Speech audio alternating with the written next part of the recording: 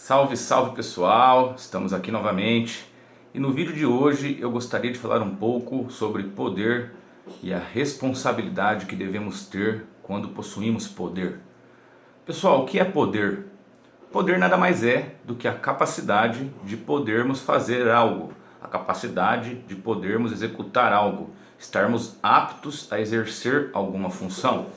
Ou, por exemplo, quando assumimos algum cargo de grande expressividade, temos o poder, a ordem está em nossas mãos, temos o poder de gestão, de administrar, de direcionar afazeres. Quando nós temos esse poder, a nossa imagem está em ênfase e, obviamente, que as nossas ações serão julgadas porque elas influenciam. Obviamente que se eu influenciar uma boa ação, legal, vão me aplaudir, mas se eu influenciar uma má ação, eu serei julgado. E nos dias de hoje, cancelado, né, esse hábito e paradigma cultural da contemporaneidade. Veja bem, pessoal, eu vou citar algumas coisas que aconteceram no decorrer dessa semana. Vocês devem ter visto que o apresentador do programa Flow, o Monark, em um dos episódios, estava lá bêbado e falou sobre o nazismo, que ele acreditava que ele acreditava ser legal ter lá um partido nazista em que as pessoas defendessem as suas ideias. Isso repercutiu muito rápido, né? Inclusive ele foi desvinculado do Flow e teve uma repercussão negativa, é claro, né? Ele começou a ser atacado nas redes. Mas veja bem, pessoal, o Flow Podcast, por exemplo, ele revolucionou o quadro do YouTube, ele revolucionou os canais do YouTube, ele trouxe uma nova maneira de usar essa plataforma. Inclusive muitas pessoas começaram a ganhar dinheiro, conseguiram aí um trabalho, né? Muitas pessoas, os YouTubers aí que já tinham um canal grande já tinham isso, mas muitas pessoas começaram a fazerem os cortes dos podcasts, enfim, veio uma nova leva de programas dentro da plataforma que foi feita pelo Flow. O Flow praticamente dominava esse cenário. Obviamente que tudo que se falava ali dentro acabava repercutindo e influenciando muitas pessoas pelo poder da mídia, né? Eles estavam em ênfase, muitas pessoas vendo os seus vídeos.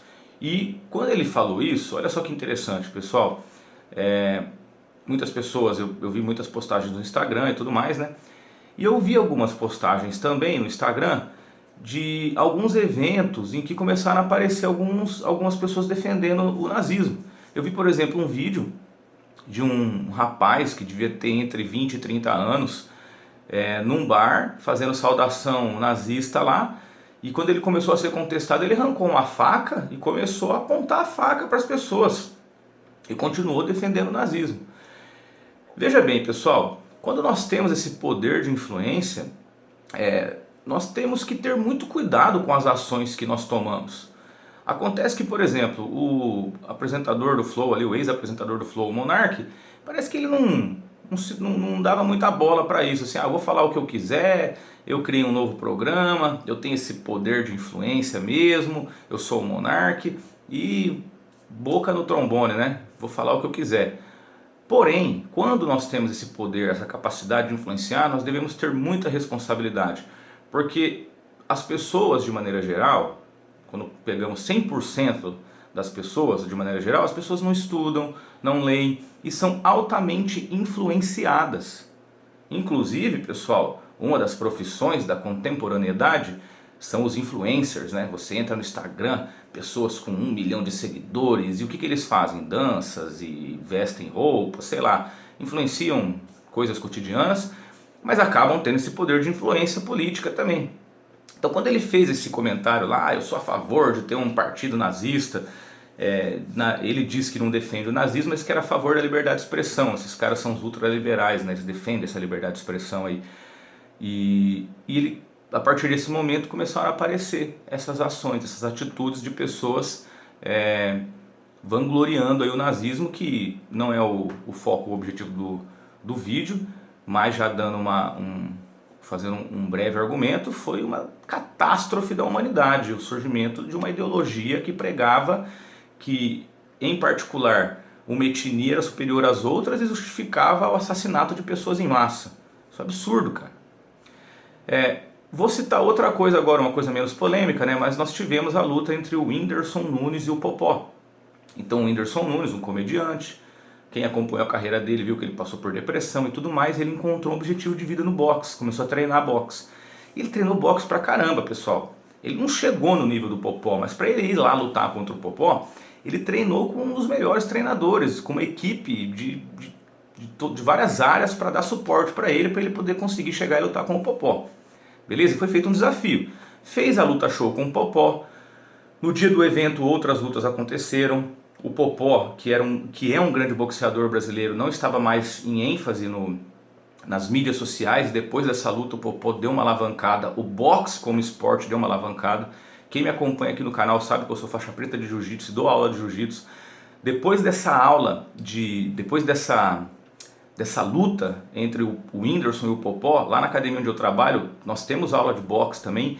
Praticamente todos os dias começaram a chegar pessoas para treinar boxe, procurando fazer aula experimental de boxe, então eles influenciaram o cenário. E logo que acabou a luta, o que aconteceu? O Whindersson já fez um novo desafio. Desafiou um estrangeiro que também é Logan Paul, né, que também foi comediante e fez a mesma coisa que o Whindersson, né, antes do Whindersson. Enfim, só que depois que aconteceu isso, né, talvez pelo fato do Whindersson ter sido comediante e tal, as pessoas começaram a ficar se desafiando. E aconteceram duas coisas interessantes aqui na cidade de Maringá, inclusive foram lá na academia. Um grupo de pessoas aí acabou influenciando dois anões a se desafiarem. E parece que já vai ter um evento onde esses dois anões vão lutar. E eu não estava sabendo de nada, estava na academia ontem e chegou lá a Rede Massa com um dos anões e o proprietário da academia treinando ele, enfim, já fizeram um puta de um movimento. E outras duas figuras daqui da cidade também, daqui de Maringá, e um rapaz de Sarandi, que são essas figuras caricatas que acabam tendo uma mídia social aí, são conhecidas socialmente. Um desafiou o outro também. Eu estava na quarta-feira de manhã, hoje é sábado, eu estava na quarta-feira de manhã e um dos rapazes chegou lá perguntando quem era o proprietário da academia, que ele tinha feito um desafio com um rapaz e queria saber se eles podiam utilizar o ringue da academia para lutar. Aí eu perguntei, eu não conhecia essas pessoas, eu perguntei, mas vocês lutam? Não. Você treina? Não. Seu amigo, aquele que foi desafiado, treina? Não. Eu falei, mesmo assim vocês querem lutar? A gente fez o desafio, a gente quer lutar. Ainda ele me perguntou, falou, mas você acha que eu vou me machucar? Eu falei, claro, vocês não treinam, né? Mas veja bem, a partir do momento que saiu na mídia, que estourou essa questão do desafio, começou a surgir essas questões de um desafiar o outro. Eu trouxe essas duas questões, né? Uma questão relacionada ao monarca que fez esse argumento triste em relação ao nazismo, e outra, essa questão do Whindersson Nunes, para falar sobre essa capacidade de influência que as pessoas que estão em ênfase têm. Então veja bem, pessoal, quem tem esse poder de influência, quem tem a mídia com você, tem que ter muita responsabilidade com o que fala, com o que diz e como atua, porque as atitudes dessas pessoas vão influenciar diretamente nas ações sociais dos indivíduos. Isso é nítido. Estava conversando com um dos mestres do jiu-jitsu ontem e nós falamos sobre o poder da faixa preta, né? Eu estava dando aula numa escola e quando eu cheguei na escola eu falei para os alunos, eu sou professor de geografia, sou professor de educação física, sou faixa preta de jiu-jitsu. E aí os alunos, nossa professor, você é faixa preta de jiu-jitsu? Ficou aquela tensão. Aí eu falei, nossa cara, olha qual é o poder de uma faixa preta. E aí, sendo um faixa preta de jiu-jitsu, foi o que nós conversamos, eu e esse mestre, que muitas vezes a gente fica preocupado com a nossa desenvoltura dentro do tatame, né? Tem que ser o melhor, tem que bater em todo mundo, tem que ter uma boa performance. E esquecemos que nós vamos ser cobrados na sociedade. Você é faixa preta de jiu-jitsu, você gritou, você perdeu seu controle. Então, quando nós estamos em ênfase, quando nós temos um poder em nossas mãos, quando nós temos essa capacidade, seja através da mídia, seja um cargo político que é muito mais importante, principalmente esses cargos do executivo, prefeito, governador, presidente, ou pessoas da mídia, ou diretores de empresa, ou um pai de família, todos que estão numa posição, numa hierarquia maior, que tem o poder de influenciar, porque tem a capacidade de poder fazer algo com as suas próprias mãos, têm esse poder em suas mãos, devem ter responsabilidade com suas ações, porque as pessoas vão ser influenciadas. É como se a humanidade necessitasse desses nortes. As pessoas que têm poder representam nortes para as pessoas que estão meio que vivendo a deriva. E quando um desses poderes se apresenta, as pessoas vão lá e replicam suas ações e suas atitudes. Ações essas que podem ser boas ou que podem ser ruins. Beleza, pessoal? Reflitam sobre isso.